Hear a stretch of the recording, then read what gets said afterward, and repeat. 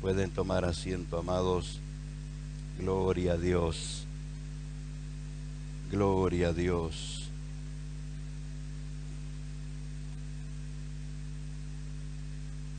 No quiero quedar en deuda con ustedes esta mañana.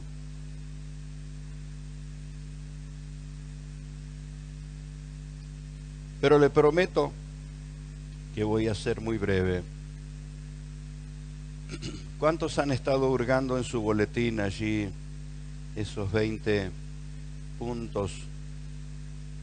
Porque los desafías algunos domingos atrás a observar la persona de Jesús. Y luego yo mismo entré en razón, ¿cómo uno puede observar la persona?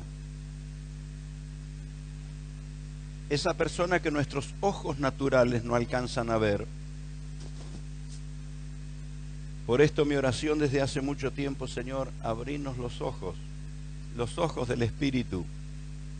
Señor, abrinos los oídos, abrinos el entendimiento, y lo hago en forma muy personal. Abre mi entendimiento, Señor.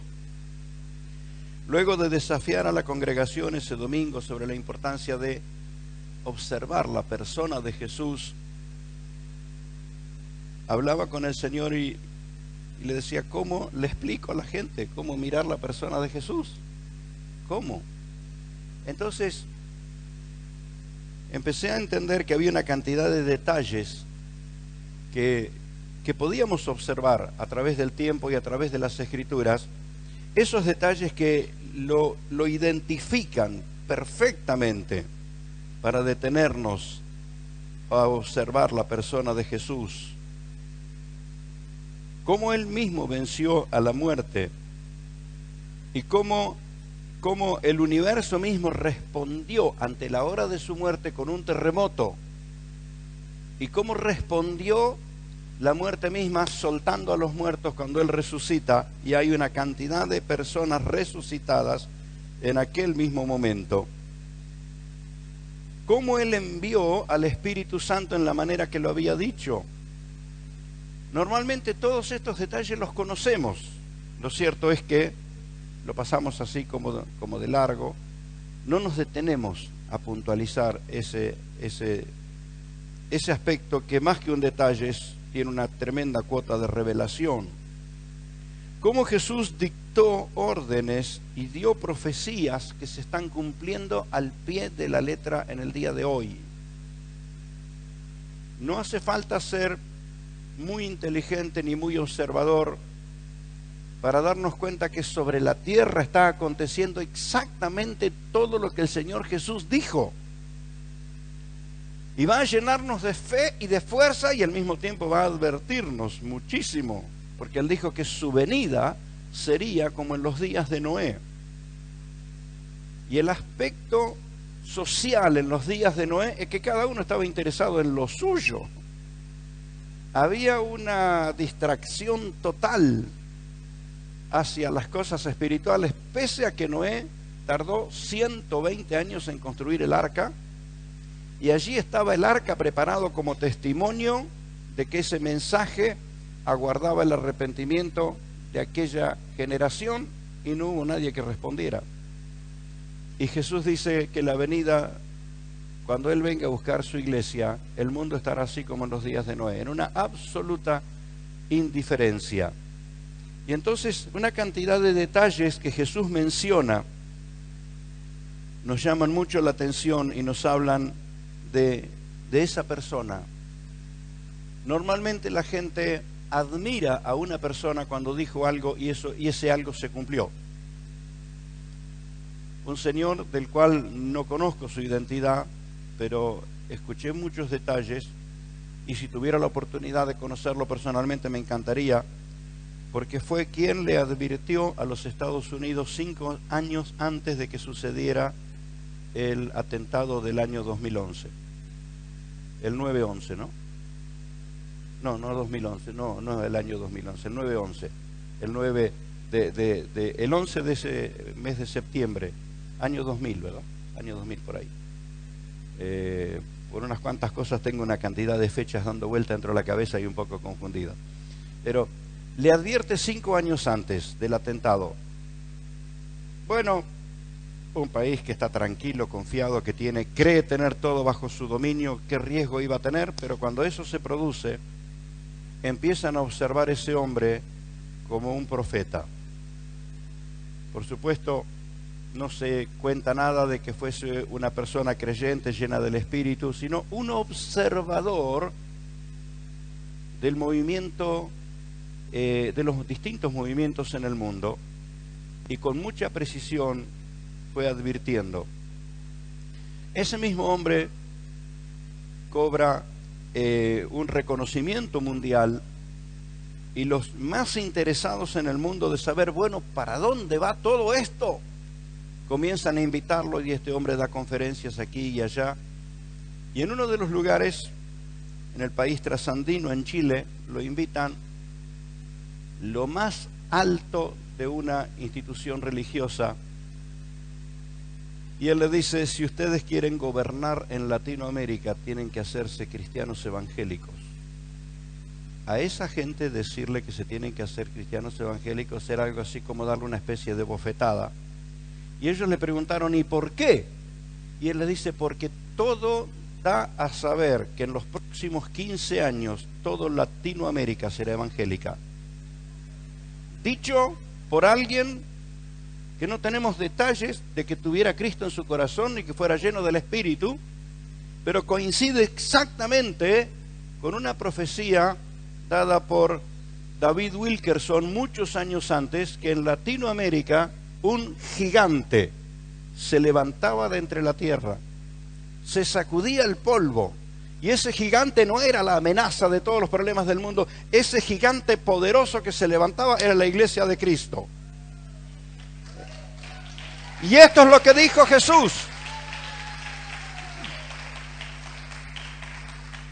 Entonces, si a uno le emociona, le impacta aquella explicación que da este hombre observador, nos impacta la profecía de David Wilkerson, ¿cuánto más tenemos que prestar atención a las palabras del Señor Jesucristo, que dijo, estableceré mi iglesia y las puertas del infierno no prevalecerán contra ella? ¿Cuántos pertenecen a la iglesia de Cristo? ¡De gloria a Dios, mi hermano! ¡De gloria a Dios!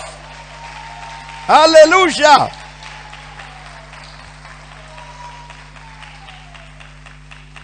Entonces, si alguien que dice algo cierto que se cumple, el mundo entero le está prestando atención, ¿cómo debiéramos nosotros prestar atención a esa persona divina que descendió del cielo para decirnos todo lo que teníamos que saber? Y el domingo pasado, añadiendo a esa lista de 20 ítems, les compartí uno y quedé en deuda con el otro, que es el que se los voy a compartir ahora. Pero en esa semana se me abren los ojos para descubrir que nadie nos habló del Padre como nos habló Jesús. Nadie. En toda la historia bíblica, o en toda la historia de la humanidad, nadie nos habló del Padre de la manera que nos habló Jesús. Más aún a un pueblo judío que tenía una formación de un padre amenazante. Ellos no podían entender que Jesús les hablara del amor del Padre, de un Padre que ama, de un Padre que perdona, de un Padre que restaura. No lo podían entender. Cuando usted lee la Biblia, lee el Nuevo Testamento, ponga mucha atención cuando Jesús se refiere al Padre. ¿Cómo nos habló del Padre? Evidentemente es alguien que lo conoce muy bien. Nadie puede hablar así de Dios el Padre, sino alguien que lo conoce muy bien. Y si hay alguien que conoce al Padre, es el Hijo. Es más, dice, nadie va al Padre sino por el Hijo. Y Pedro lo dice en el día de Pentecostés, no hay otro nombre debajo del cielo dado a los hombres en que podamos ser salvos. No hay otro camino al cielo. No hay nadie por quien el Padre nos reciba, sino por medio de Jesucristo. Entonces, más allá de toda la formación teológica o religiosa o emocional que tengamos, creo que hay que centrar los ojos en Jesús para ver que esta persona no es solo una observadora del desarrollo de la sociedad, no fue bajo una iluminación momentánea del Espíritu que tuvo una profecía, sino que es el que lo conoce todo, absolutamente todo, desde la eternidad y hasta la eternidad. Todos los demás que han conocido los detalles de cómo se desarrolla la vida en la tierra, lo han hecho mediante distintos tipos de estudios, observaciones, como el caso de este señor que le advierte a Estados Unidos de aquel atentado, caso David Wilkerson y tantos otros hombres y mujeres que han tenido una palabra específica, ha sido por un instante bajo la unción y la revelación del Espíritu Santo, pero Jesús lo sabe todo, todo, todo, todo. Aún le dijo a los discípulos, hay cosas que les tengo que decir que ustedes todavía no las pueden oír porque no las pueden sobrellevar. Y les dejó la promesa y les dijo, cuando el Espíritu Santo venga, ustedes van a tener la fortaleza y el entendimiento para poder asimilar lo que tengo que decirles ahora, que ahora todavía no pueden porque no han recibido el Espíritu Santo. Entonces, cuando el Espíritu Santo vino sobre los apóstoles, ellos tuvieron mayor luz y mayor comprensión. Entonces, entre estos 20 detalles que veníamos viendo, tenemos que añadir el número 21, cómo Jesús nos habló del Padre, que fue el que les predicaba la semana pasada. Nadie pudo hablarnos del Padre, nadie pudo hablarnos del Padre como Jesús. ¿Por qué? Porque Él lo conoce personalmente. Entonces, cuando te detenés a observar la persona de Jesús, te vas a dar cuenta que no es un iluminado, no es un investigador, no es alguien que, bueno, por una chispa ahí de corazonada le salió, sino es alguien que lo sabe todo, absolutamente todo. Y no te tiene que asustar esto que voy a decirte, sino te tiene que alegrar. Él conoce todo del Padre, absolutamente todo del Padre, pero conoce todo, absolutamente todo de nosotros. Y eso ya no me asusta, me da paz. Cuando yo andaba lejos del Señor me asustaba, pero ahora saber que el Señor sabe todo de mí me da mucha paz, me da mucha tranquilidad. No te tiene que asustar eso, tiene que darte tranquilidad y confianza. El Señor sabe lo que hay en tu corazón. Aún esa oración que no te animaste a decir por los labios, Él la está escuchando, que está guardada ahí adentro. Tiene que en un momento salir. En un momento esa oración tiene que salir. Pero antes que salga por tus labios, el Señor ya la está viendo que está guardada dentro tuyo. Entonces, no tenemos que tener temor hacia esto. Pero lo que quiero compartirles esta mañana, en los detalles de observar la persona de Jesús, es cómo lo experimenta tu espíritu cuando lo adoras. Cuando tu corazón adora al Señor, hay algo que sucede en ti. Y si no sucede eso en ti, es porque de pronto estás cantando un canto romántico. Estás expresando con dulzura una melodía, pero cuando estás adorando al Señor, algo pasa adentro tuyo. Algo sucede adentro tuyo. Entonces, si cuando estoy ante una persona produce un efecto tan poderoso dentro de mí, ¿quién es esa persona? ¿Quién es esa persona? Alguien que influye tanto dentro tuyo, ¿no debieras prestarle un poco más de atención? Entonces esto es no solamente ver los milagros, las enseñanzas, lo que Él dijo, lo que Él advirtió, sino descubrir, como cantábamos en este coro, como el alba amaneces en mí. Aún en medio de los momentos más oscuros, más difíciles, de pruebas, de angustias, su presencia trae luz, trae paz a nuestros corazones. Entonces, alguien que te comprende y te ayuda de tal manera, ¿no debieras prestarle un poquito más de atención? ¿No debieras poner un poquito más de atención en esa persona divina? Entonces, lo que quiero hablarte esta mañana es de la experiencia de conocer la gloria de la persona de Jesús. La gente conoce el nombre y, como dijimos, lo conoce de tantas diversas maneras. Para el político Jesús fue un gran político, para el guerrillero Jesús fue un gran guerrillero, para el hippie Jesús fue un gran hippie. Cada uno lo adaptó a su manera. Pero ¿qué dice la palabra del Señor acerca de Jesús? Entonces tengo que conocerlo como Dios mismo dijo de él, porque de nadie más en la tierra Dios dijo, este es mi Hijo amado en quien tengo complacencia. Qué impresionante es eso. 3 veces aparece en el Nuevo Testamento la mención a que el Padre habló con voz audible. Entonces, si el Padre está diciendo, este es a quien tengo que prestar atención yo, a quién tengo que mirar, en quién tengo que interesarme, en aquel que lo sabe absolutamente todo. Y entonces observar la gloria de Jesús va a traer cambios en nuestras vidas. Conocer la persona de Jesús produce experiencias incomparables. Lo experimenta tu espíritu. ¿Y por qué quiero destacar este aspecto? Porque no todo lo que experimentamos en el Señor lo podemos explicar con nuestras palabras. No lo podemos explicar. Porque como que no hay parámetros humanos para explicarlo. Eso que sucede dentro nuestro. Con el tiempo aprendimos a cómo expresarlo, aprendimos a cómo decirlo, la letra de un coro, algún texto bíblico, pero cuando lo sentiste por primera vez, no sabías cómo decirlo, qué estaba pasando adentro tuyo. Porque esa experiencia con la gloria de Jesús comienza a producir transformación en la vida de las personas. Saber lo que hizo por nosotros nos inspira la fe, pero conocerlo a Él nos enamora el alma, y esto es lo que tiene que suceder. Esto es lo que tiene que suceder. Nuestra relación con el Señor al conocerlo, al conocer la persona de Cristo. Si estás conociendo la persona de Cristo, hay un efecto inequívoco, es que tu corazón se enamora de Él.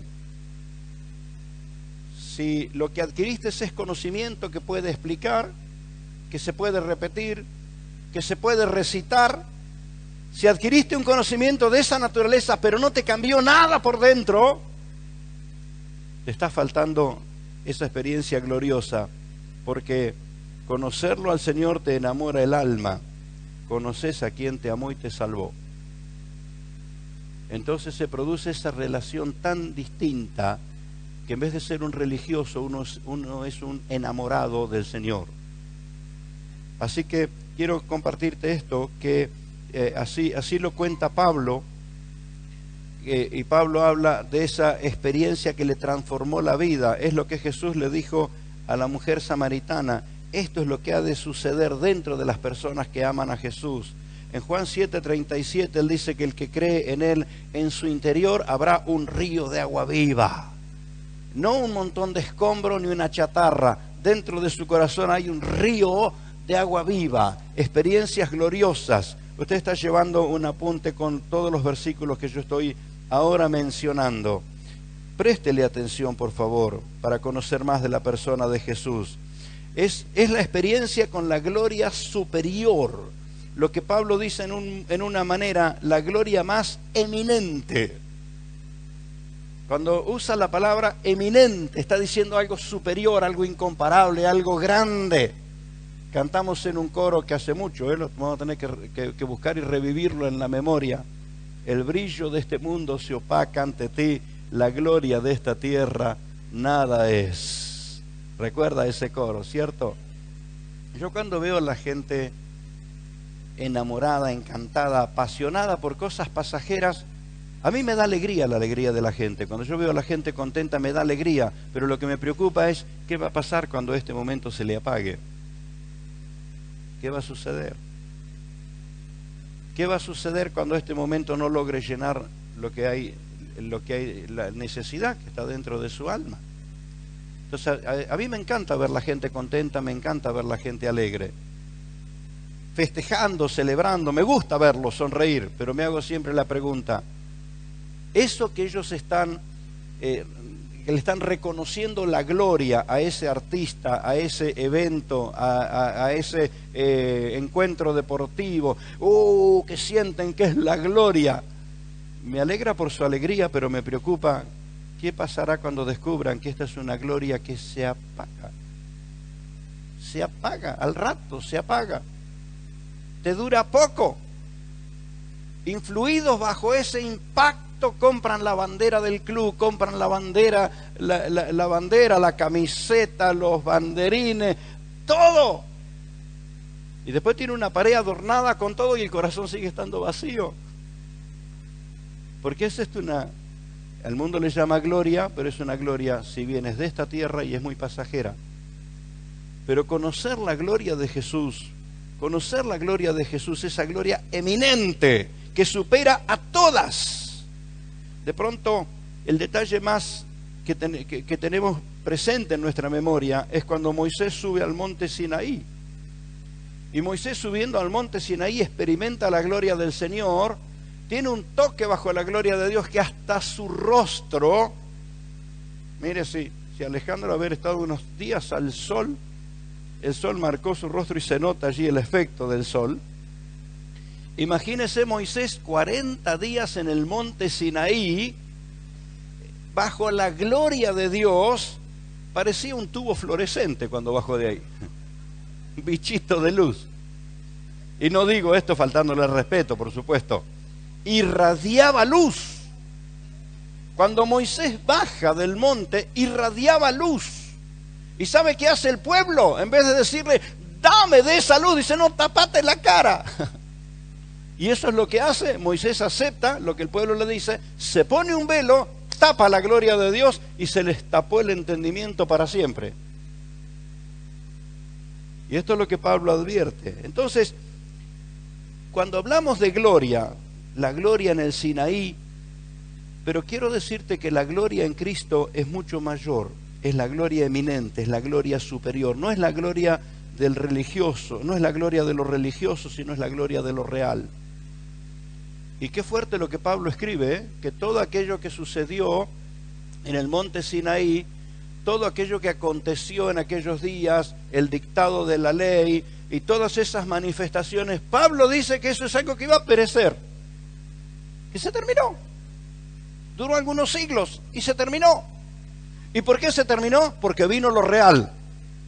¿Y quién es la gloria real? En quien habita corporalmente toda la gloria de la divinidad. No hay nadie más en quien habita toda la gloria de la divinidad que en la persona de Jesús. Por eso vengo insistiendo, querida iglesia, a los adoradores y a todos los hermanos acerca de que entendamos que lo que Moisés recibió fue para aquel tiempo, pero nosotros hemos recibido lo auténtico, lo definitivo, lo real, lo verdadero, lo que descendió del cielo. Nosotros hemos recibido la persona de Jesús, quien resucitó con gloria, poder y majestad. Entonces es cuando observas a la persona de Jesús, vas a descubrir que allí está la gloria superior, la gloria más eminente, la gloria que ninguna gloria de esta tierra puede compararse a la gloria que hay en Jesús. Este es el aspecto fundamental. En Él está esa gloria, pero el efecto es que te va a llevar a una experiencia transformadora. Esa gloria que te hace crecer de gloria en gloria. Por eso, mirando a cara descubierta el rostro, no la historia, sino el rostro. No el conocimiento teológico, sino la presencia. Estando con Jesús. Por eso nuestras reuniones, no tenemos ahí un reglamento escrito, pero lo tenemos en el alma, en el espíritu. No tiene que haber culto sin adoración. No tiene que haber momento que la iglesia no adore a su Señor. Es más, yo le animo, hermano, que en su vida personal, en su diario vivir, tenga usted momentos de adoración al Señor. Hermano, yo le adoro todo el día, está bueno adorarle todo el día, pero así como en un momento dedicándole con toda la calidad a ese instante. No me ocupo de nada sino de darle la gloria a mi Señor. Momentos a solas específicos para con Él, porque el detenerte para reconocer la persona de Jesús, para ver su rostro, va a traerte una experiencia de transformación. Es decir, no serás el mismo. Transcurrirán los días en esa búsqueda y en ese tiempo de adoración con el Señor, y cada vez te vas a dar cuenta que no sos el mismo, que no sos el mismo, que no sos el mismo. Tal vez no te conozcan los que están a tu alrededor, pero lo peor que te va a pasar es que no te vas a conocer vos mismo. ¿Qué sucede? Algo está cambiando dentro de uno. porque estamos cambiando lo pasajero, lo trivial, lo superficial. Va siendo cambiado por esa experiencia de gloria, maravillosa gloria. Entonces hay mayor confianza, mayor cercanía con el Señor cada vez, una fe cada vez más pura, una fe que no tiene que ver con una excitación anímica, que no tiene que ver con pensamiento positivo, una fe que sabe en quién ha confiado. Que así que no te sientas con ánimo positivo, porque hay momentos que el ánimo no está positivo para nada. El ánimo está deprimido, angustiado y triste, pero el espíritu sigue sabiendo que el que está en el trono, está en el trono. Y qué bueno es decirle a nuestro corazón, ¿en quién creíste? ¿En quién creíste? Gloria a Dios.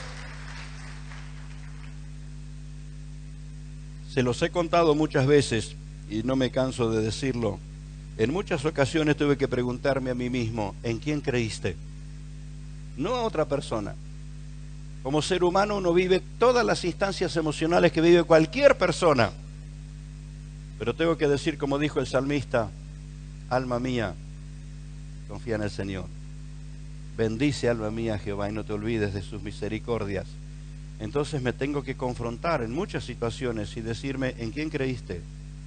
Y hacerme acordar a mí mismo que he creído en el que lo sabe todo, en el que lo puede todo, que por más que yo no lo sienta, Él está presente porque Él es fiel. Entonces, en el tiempo que tomás para buscar la presencia del Señor, para admirar la persona de Jesús, te detenés a observar y detalles y cosas en las Escrituras que le den un curso a tu entendimiento, para enfocar tus ojos espirituales, físicos, naturales, tu alma, tu ser, enfocarlos a la persona de Jesús. Algo suceda dentro tuyo. Tu fe se hace cada vez más fuerte, más profunda, más pura, y tus ojos comienzan a ver las cosas muy diferentes. Muy, pero muy diferentes. Es lo que Pablo dice. Somos transformados de gloria en gloria. Y quiero mencionar una experiencia como continuidad de esto que vengo diciendo, y tengo que hacerle una salvedad porque al observar el boletín algo ahí son caprichos de la computadora, y a veces uno le escribe una palabra y no sé por qué vuelve otra vez a la misma, pero el punto 3 no es Rey de Reyes y Señor de Señores. Esa era la predicación del pastor Marcelo hace unos días atrás. El punto 3 es esto, que vas a vivir una experiencia con la gloria, una experiencia santificadora. Una experiencia santificadora. Entonces, esa experiencia santificadora es lo que te lleva a una santidad que no se inventa. Porque religiosamente podemos inventar apariencias de santidad, hasta taparnos la cara, hasta hablar de una manera que parezca ser muy espiritual. Eso sucedía bajo el formato religioso que Moisés desarrolló. Se habían vuelto tan religiosos que aún detalles mínimos en sus ropas debían ser cuidados, y que no te faltara ese detalle. Y si alguien no estaba con todos esos detalles que tenía que tener, no recibía la misericordia de los demás, recibía el dedo acusador. Porque los que se sentían bien religiosos se sentían con el derecho de condenar a los demás. Y por eso Dios tiene que hablarles una y otra vez a través de los profetas, y a través del profeta Isaías le dice: no quiero el dedo amenazador. El que juzga, condena porque se siente superior. Y el Señor los llama a la reflexión una y otra vez. Pero mi hermano, usted no está en el antiguo pacto, usted está en el nuevo pacto. Y el nuevo pacto en Cristo es maravilloso, es glorioso. La persona de Jesús reina en tu corazón, y entonces tenés misericordia, tenés amor, tenés gracia del cielo. Es muy distinto. Si todavía estás viviendo en el antiguo pacto, te tenés que arrepentir, convertirte, bautizarte y tener a Cristo en tu corazón. Pero si estás en Cristo, tenés que conocer más de esa gloria que te transforma. Porque la santidad no se inventa, no se puede inventar. No es que no voy a hacer las cosas malas a ver si me ve algún hermano. No, luchás por sí solo contra el pecado. Por sí solo. De pronto un hábito que fue habitual en tu vida, por amor al Señor comenzás a descubrir que no tiene que tener lugar en tu vida. No tiene que tener lugar. Y no se trata de satisfacer la exigencia o la justicia de nadie, sino que ese amor que tenés por el Señor, ese amor por Cristo, te va a llevar a renunciar a todo lo que hay que renunciar. Una verdadera santidad. Una verdadera, no una santulonería, sino una verdadera santidad. Porque esa santidad no se inventa, sino que es obra del Espíritu de Cristo en nosotros.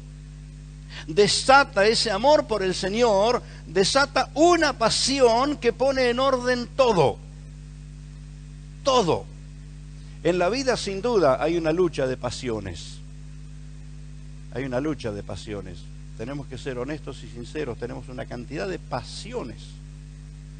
Ya sea por el deporte,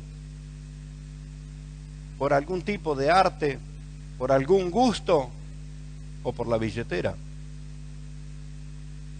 Algunas cosas, y después están las más reconocibles, la pasión y el amor por los nuestros. ¿Está mal amar a los hijos? Claro que no. ¿Está mal amar a la esposa? Díganlo, esposas, ¿está mal? No. ¿Está mal amar al esposo? Ningún esposo contestó, ¿eh? Una pregunta que se hacía Claudia cuando ya estábamos definiendo nuestro noviazgo, joven, tierna, 18 años, y yo también era un pibe en aquellos días, aunque me dijeron muchas veces ladrón de cunas, pero yo tenía solo 22.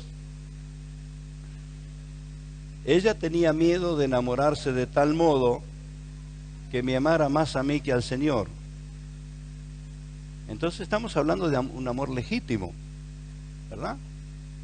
Ese amor que uno siente por los hijos, ese amor que uno siente por los suyos, es un amor legítimo, es un amor correcto. Pero cuando estás enamorado del Señor, todo tiene su justo y su correspondiente lugar. ¿Se entiende? Todo tiene su exacto lugar. Entonces este es un amor, una pasión que ordena todas las demás pasiones. No te volvés un ser extraño que está desentendido de todo lo que pasa. Por ahí te va a gustar ver tu partido de fútbol, te va a gustar detalles que te gustaron de cosas que son entretenimientos, que si bien son secundarias, no van a dejar de gustarte, pero no habrá nada que ocupe el lugar de aquel que reina en los cielos, en la tierra, debajo de la tierra y adentro del corazón. Todo eso se ordena, hermano, no por imposición. Eso se ordena cuando empezamos a observar la persona de Jesús y empezamos a observar su gloria. Entonces, yo quiero animarte a que seas un observador, que puedas experimentar la gloria del Señor, porque vas a descubrir que esa es la gloria superior a todas. Esa gloria es transformadora de nuestras vidas. Y esa gloria nos lleva a mayor y mayor y mayor santidad cada día. Mayor y mayor santidad cada día. ¿Quién está luchando con algún tipo de pecado, de mal hábito, con la revolución de los pensamientos que muchas veces no llegan a convertirse en pecado, pero hay una batalla ahí dentro? Y digo siempre, menos mal que Dios no puso una pantalla aquí. Porque si en nuestra frente tuviéramos una pantalla y se pudiera ver lo que pasa ahí en ese pequeño espacio, estaríamos fritos, ¿verdad? Porque hay toda una guerra, un combate, hay una lucha, hay una gran pelea, pero justamente es la gloria del Señor la que pone todo en orden. Nivela todo, pone todo en orden, en el orden en que tiene que estar. Entonces, esa experiencia con la gloria del Señor, eso es lo que transforma a la gente. Eso es lo que transforma las vidas. Entonces, quiero decirte que si no te has enamorado del Señor, es algo que tenés que buscar, enamorarte de Él. Y uno no se enamora de memoria, se enamora por observarlo. ¿Se entiende? Uno se enamora observándolo. Hace muchos años atrás, cuando Dios empezó a usar a sus siervos justamente en algo tan puntual cuando la sociedad comenzó a darse cuenta la gravedad de las adicciones. Hubo un centro de rehabilitación en Pensilvania, Estados Unidos, que fue uno de los primeros centros de rehabilitación. Y ese es el que le dio el nombre a todos los demás que se fueron instalando en muchos lugares del mundo, llamado Desafío Juvenil. Un desafío a la juventud para un cambio de vida.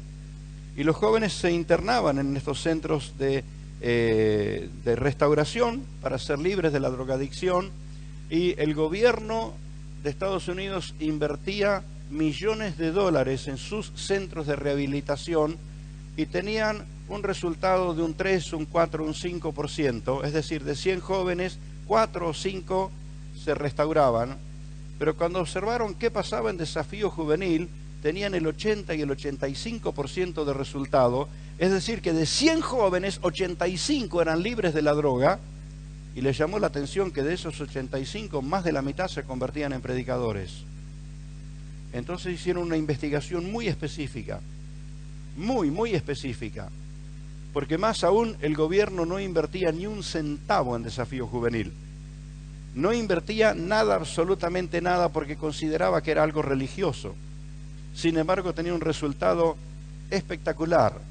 Y entonces los investigadores pidieron la autorización, estuvieron dentro del centro de Desafío Juvenil, participaron de los ensayos de la música, participaron de los cultos, observaron todo lo que podían observar, no encontraban sala de torturas, no encontraban medicación adicional. Los jóvenes eran libres y eran libres, no que los tenían ahí dopados. Eran libres y eran sanos. Entonces, no encontraron ningún tipo de presión, de hostigación, de castigos. No podían entender nada y llegaron a una conclusión todos los investigadores: es el factor Jesucristo. Y lo explicaron así: cuando esos jóvenes se enamoran de Cristo, dejan todo lo que tienen que dejar. Y esa es la absoluta y pura realidad. Cuando vos te enamorás de Cristo, no tiene que haber ninguna tortura, ninguna amenaza, absolutamente ninguna otra cosa. Renunciás a todo por amor al Señor. Entonces, te das cuenta, cuando observás la gloria de Cristo, te enamorás de esa gloria que te transforma y que te transforma. En Cristo sí o sí hay cambios maravillosos. Si alguien me dice que es cristiano y su vida no cambió, simplemente creyó en Jesús, pero todavía no aprendió a amarlo. Todavía no descubrió la gloria del Señor. Y me ha oído decirlo una y otra vez: el mensaje del Evangelio es que Dios nos ama, pero la vida del Evangelio es que nosotros amemos a Dios. Puedo decirles sin ninguna duda que Dios ama a toda la humanidad. Creyente o no creyente, Dios ama a todos. ¿Por qué algunos cambian y otros no? ¿Quiénes son los que cambian? Los que empiezan a amar a Dios. Porque ese amor hacia el Señor comienza a poner todo en orden en nuestra vida. Entonces, en Cristo, si alguno está en Cristo, nueva criatura es decir, dejó de lado lo que tenía que dejar. Si sigue todavía envuelto en sus antiguos pecados, simplemente creyó, le falta dar el paso de entregarse. Porque cuando uno se entrega, comienza el cambio. Es decir, en Cristo sí o sí tiene que haber cambios. Sí o sí. Sí o sí. Cuando alguien esgrime la cantidad de años que tiene en el Señor, es un gran religioso si no me puede contar los cambios que Dios hizo en su vida. Si no puede testificar de lo maravilloso que es ver que la vida de uno mismo es transformada, como nos contaban Nora y Miguel recién aquí. Entonces, conocés quién es Él justamente por lo que sucede en vos. Justamente por lo que sucede en vos. Qué lindo es escuchar todo lo que Dios ha hecho en la vida de cada uno de mis hermanos, pero yo puedo contarte lo que el Señor ha hecho en mi vida. Yo conozco al Señor por lo que Él hizo en mí, por lo que Él hace conmigo cada día. Entonces, en esa búsqueda del Señor, llegás a conocer a Jesús por lo que sucede adentro tuyo. Por eso, este ítem número 22 en observar la persona de Jesús tiene que ver cómo lo experimenta tu espíritu cuando lo adoras. Cómo lo experimenta tu espíritu. Ahora hay una especie como de conflicto lógico, emocional en todos los oyentes. Muchos de ustedes ya miraron la hora, están esperando que me ponga a orar para irse. Guardarán su mensaje y nunca más lo volverán a escuchar. Otros están esperando el momento de alzar sus manos y de adorar al Señor. Y dicen, no me voy de aquí sin sentir que su gloria invade mi vida, no me voy de aquí. Entonces, si tenés que irte, nadie te va a condenar. Hacelo sin distraer a nadie, porque hay muchos hermanos que están esperando ese momento para alzar sus manos al cielo, y yo voy a decirle que ya es el momento para que te pongas en pie y alces tus manos y le adores